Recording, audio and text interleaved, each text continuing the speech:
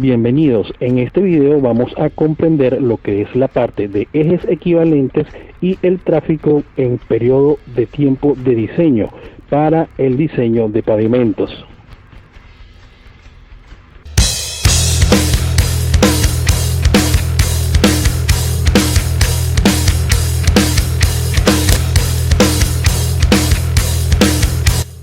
Un pavimento está compuesto por un conjunto de capas superpuestas relativamente horizontales que se diseñan y construyen técnicamente con materiales apropiados y adecuadamente compactados. Estas estructuras estratificadas descansan sobre la subrasante y han de resistir los esfuerzos que las cargas reiteradas del tráfico le transmiten durante el periodo de vida para el cual fue diseñada la estructura del pavimento. Plantearemos el diseño estructural de las capas del pavimento rígido mediante la utilización del método AASHTO 93. El procedimiento de diseño requiere de la evaluación sencilla de las variables más importantes y significativas que influyen en el comportamiento de la estructura del pavimento a lo largo de su vida útil.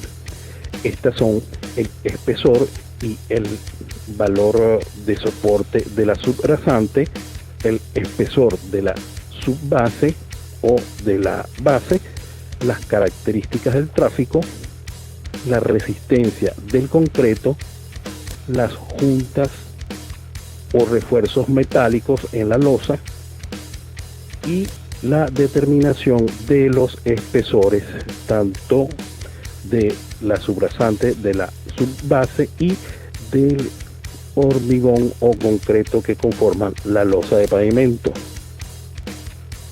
Para definir los espesores de la subrasante y de la subbase, vamos a identificar el suelo donde se va a construir la estructura de pavimento de acuerdo a los valores de CBR.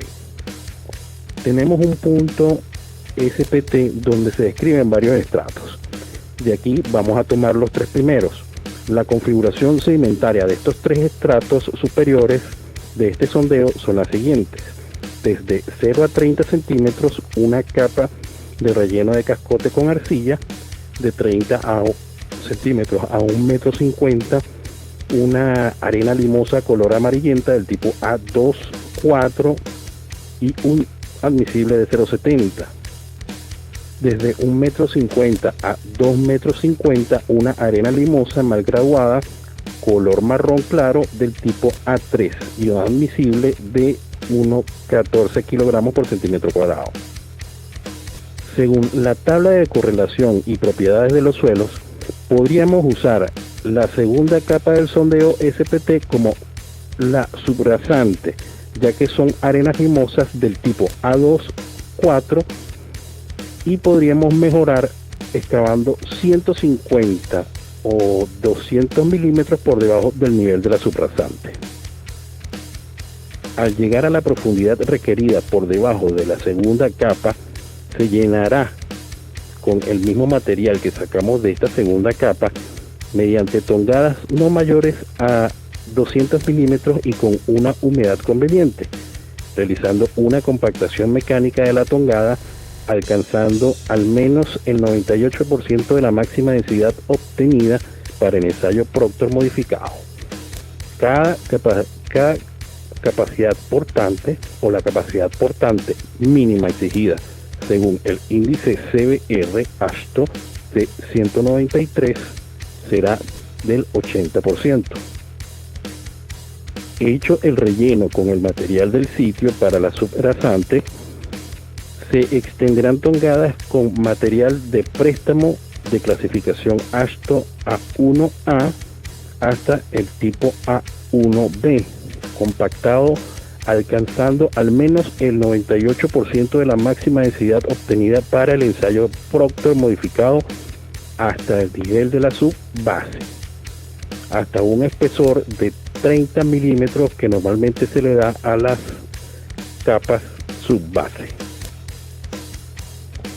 Para una mejor explicación de esta clasificación de los suelos por CBR, pueden ir al video con el mismo nombre, clasificación de los suelos por CBR para diseño de pavimentos.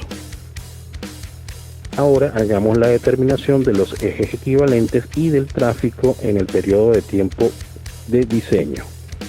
Los ejes equivalentes EE es el efecto de deterioro causado sobre el pavimento por un eje simple de dos ruedas convencionales que tienen una carga de 8.2 toneladas de peso, con neumáticos a la presión del 80 libras por pulgada al cuadrado, por lo que los ejes equivalentes EE son factores de equivalencia que presentan el factor destructivo de las distintas cargas por tipo de eje que conforman cada tipo de vehículo pesado sobre la estructura del pavimento.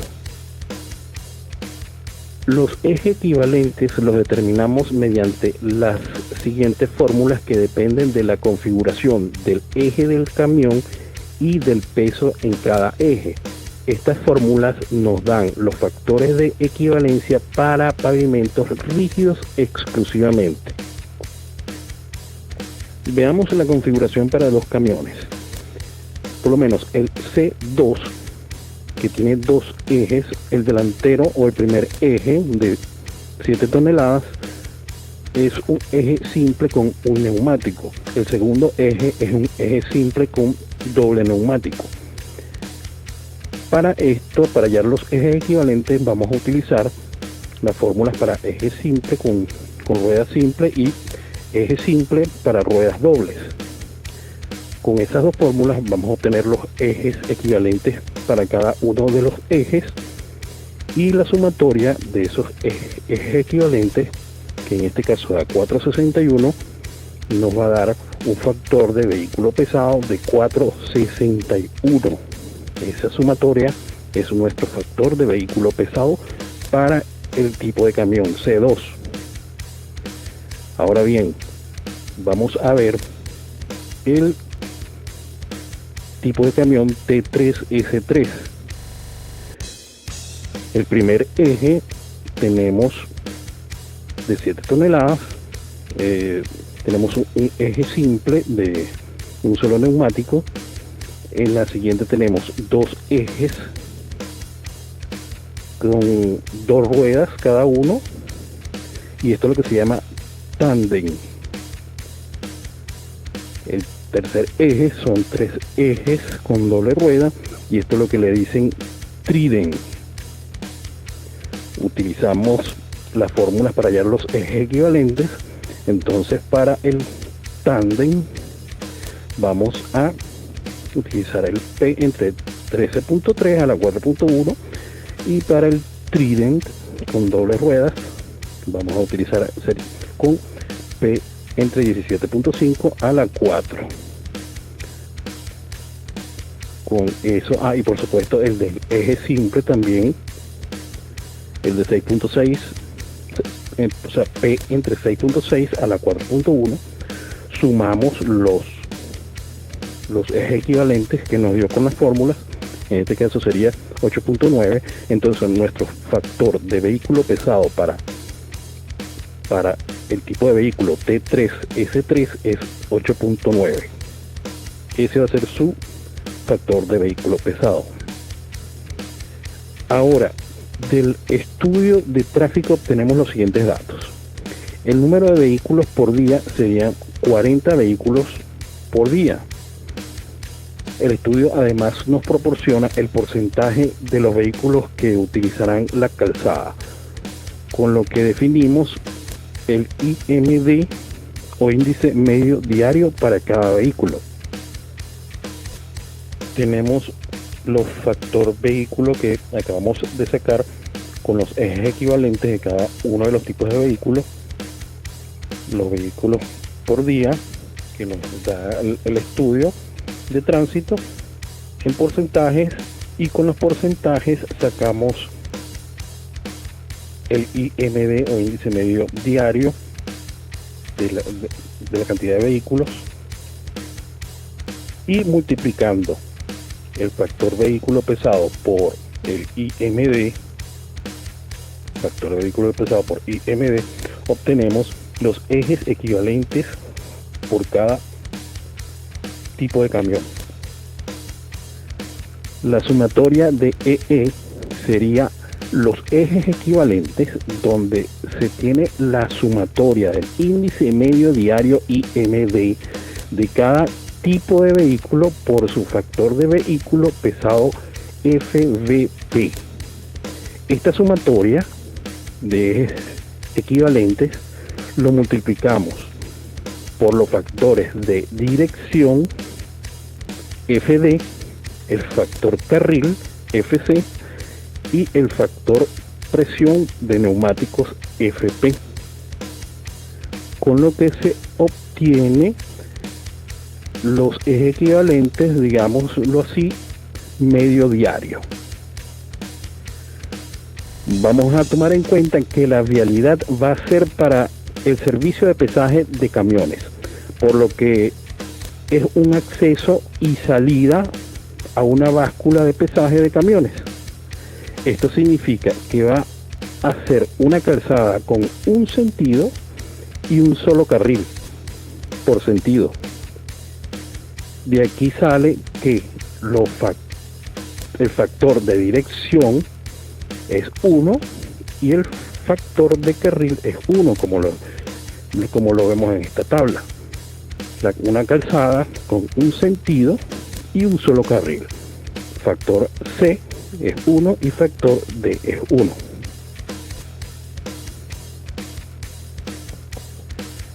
Y el factor presión FP lo vemos en esta tabla.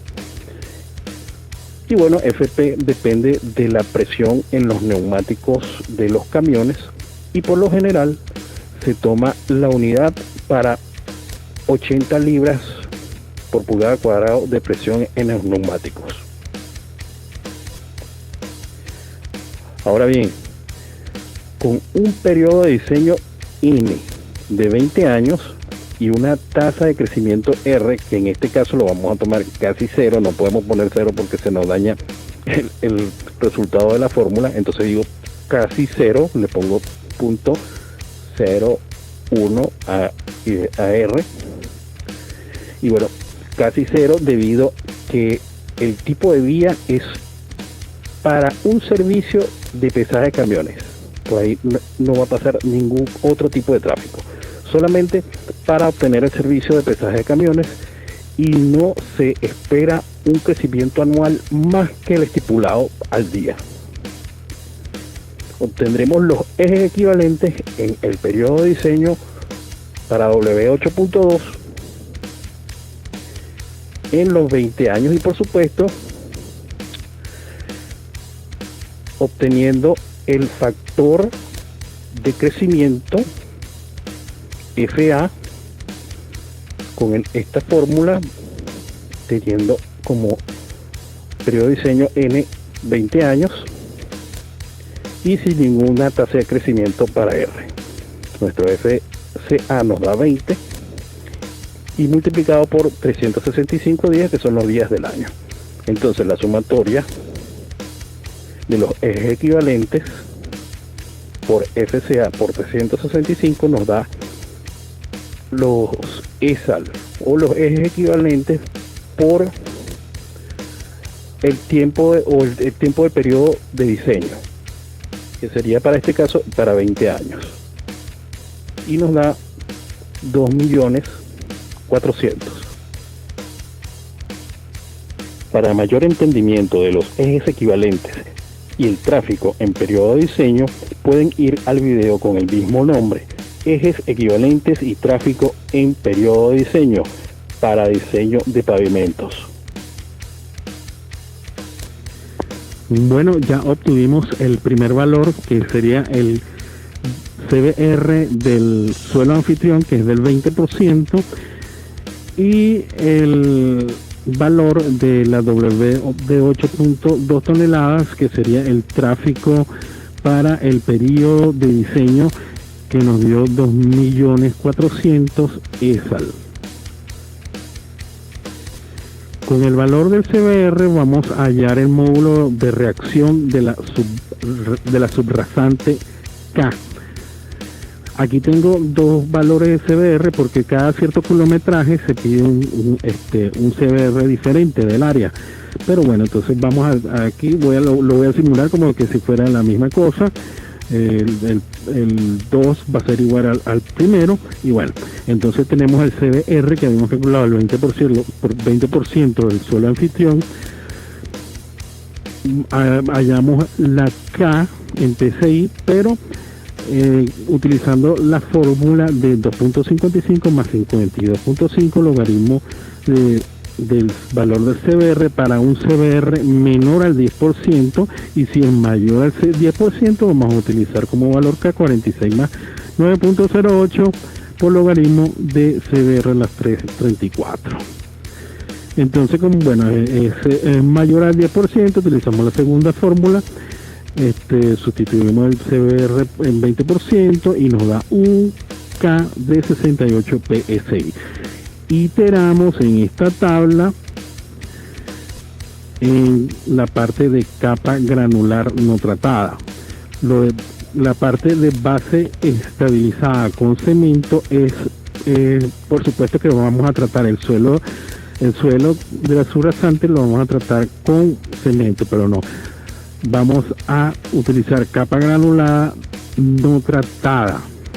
Entonces le vamos a dar un espesor de 30 centímetros, que es lo que normalmente se le da a la capa base, a la capa subbase, y nos va a dar una K combinada para la estructura de pavimento de 133 PSI.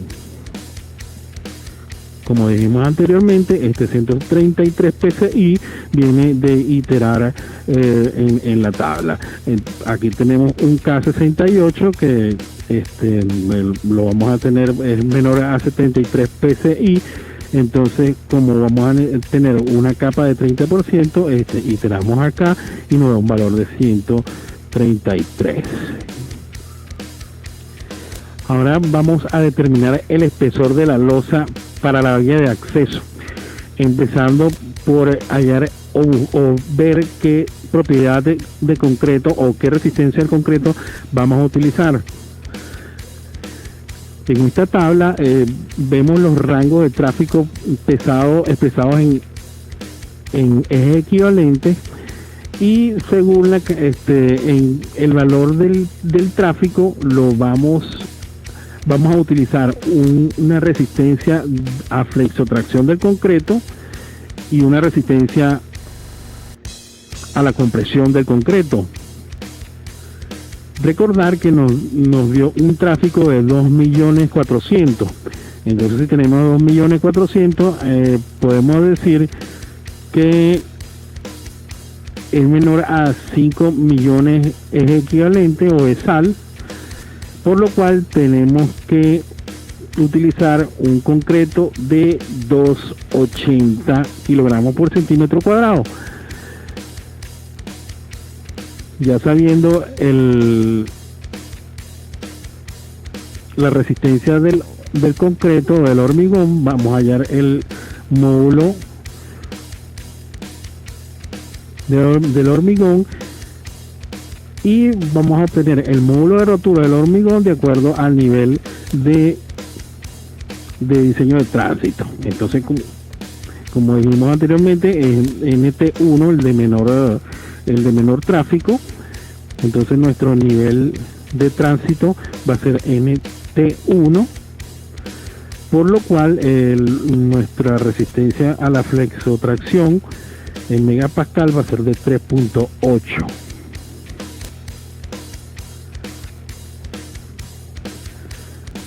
Vamos a determinar un coeficiente de transferencia de carga J. Este parámetro adimensional, que tiene en cuenta la capacidad que tienen los pasadores para transferir o distribuir las cargas en la zona más propensa a fallar, al igual que la disipación de los esfuerzos y el paso de cargas a la subrasante. Entonces el valor de este coeficiente va a depender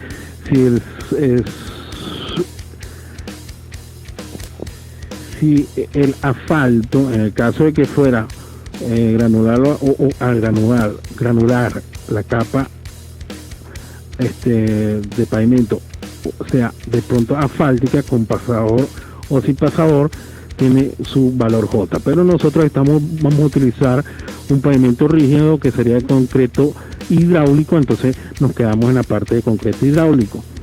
Si vamos a utilizar con pasador, va a ser 2.8 el valor de J, y sin pasador va a ser de 3.8, pero vamos a utilizar de concreto hidráulico pero con pasadores. Eso significa que con concreto hidráulico, y si vamos a utilizar pasadores, el valor de J es 2.8. Tenemos un coeficiente de drenaje CD, que este coeficiente es en función de las condiciones de drenaje predominantes y las precipitaciones media anual. Y bueno, para no ponerme a buscar tanto, normalmente se le pone a ese valor se le coloca 1. Ya cada uno de ustedes averiguarán el tiempo de lluvia en la zona donde se está construyendo, donde se está planificando el diseño del pavimento, qué tan bueno va a ser el sistema de drenaje para esas vías, y otros factores que lo pueden conseguir en las diferentes normas o decretos gubernamentales. Ahora vamos a determinar la servicialidad delta PSI o pérdida de servicialidad. La servicialidad es evaluada en una escala de 0 a 5, dos extremos difíciles de establecer, siendo 5 un nivel de pavimento perfecto, algo difícil de construir, por lo que los valores máximos de servicialidad a tomar serán de 4 o de 4.2 como tope, y valores entre 2 a 3 para la falla funcional del pavimento. Sacando datos de nuestra tabla, vamos a decir que estamos en una zona de parques industriales y nuestro P final va a ser de 2.25, por lo que el delta PSI igual a P sub 0 por menos P sub F es de 1.75. Y P sub 0 va a ser un punto fijo, o sea, va a ser un nivel fijo que como ya dijimos anteriormente, que es un valor que se toma de 4 a 4.2. En este caso lo tomé como 4 como valor fijo, como valor muy bueno para una vía excelente, con todas las condiciones que amerita un valor 4. Entonces mi valor fijo va a ser 4, y bueno, va a determinar el PF, que sería por la parte de calles industriales, de 2.25. Ahora vamos a determinar el parámetro de confiabilidad R. La confiabilidad es la contraparte de una probabilidad de falla, por lo que una probabilidad de falla del 0% implica una confiabilidad del 100%. La confiabilidad se define de acuerdo al nivel de importancia de la carretera, para que no haya problemas o inconvenientes en el transporte o en el tráfico.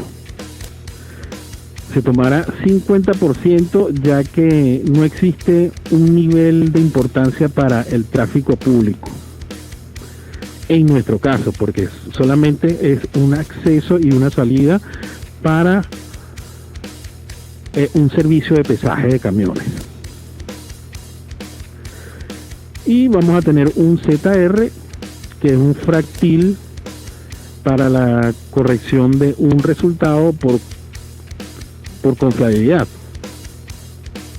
Como nuestro R va a ser de 50%, nuestro ZR va a ser de 0.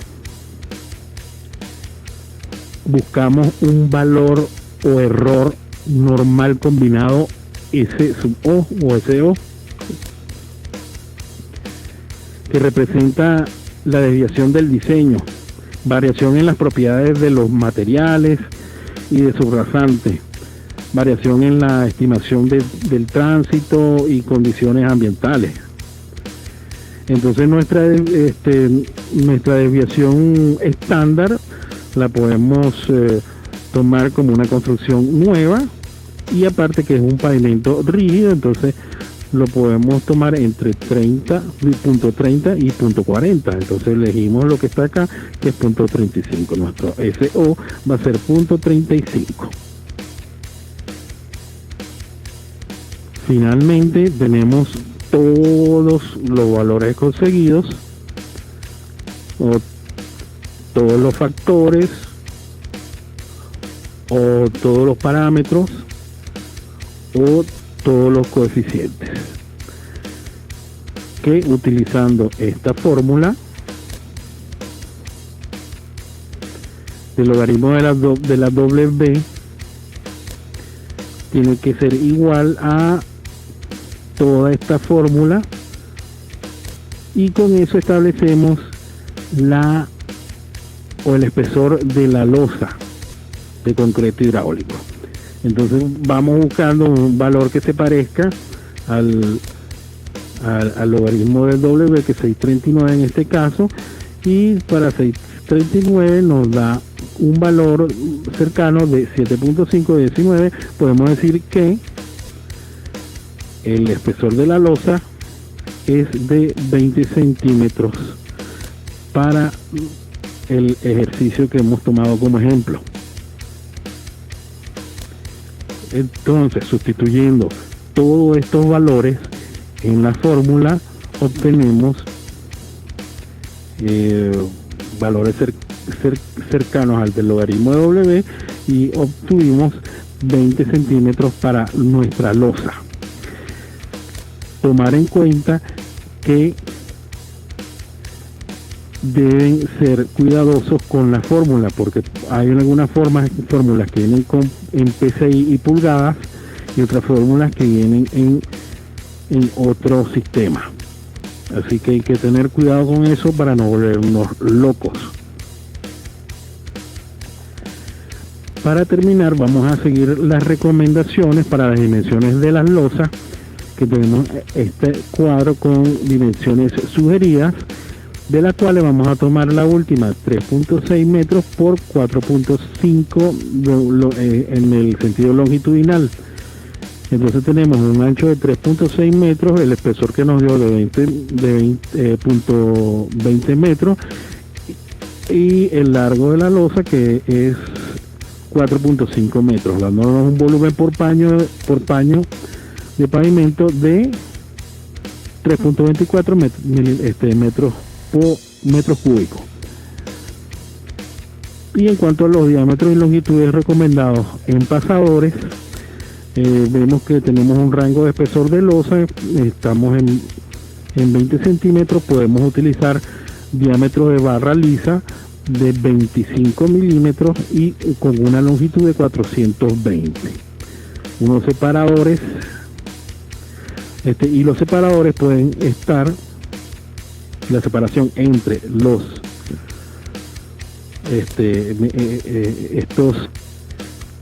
estos pasadores, la separación entre ellos va a ser de 300 milímetros o 30 centímetros. Acá tenemos el detalle, como debería ser la junta entre cada uno de los paños de concreto hidráulico. Los pasadores serían unas barras lisas a la que tienen que estar en la mitad del espesor de la losa, y la junta de construcción va a tener una profundidad de 1/3 del espesor de la losa. Y por supuesto, bueno, tenemos la longitud de la barra, que sería la que dijimos anteriormente, que sería tendríamos que colocar la mitad de la barra en uno de los paños de losa y la otra mitad en el siguiente paño de losa. Y lo que faltaría sería el armado de la losa, que ya quedaría por parte de los profesionales que están viendo este video.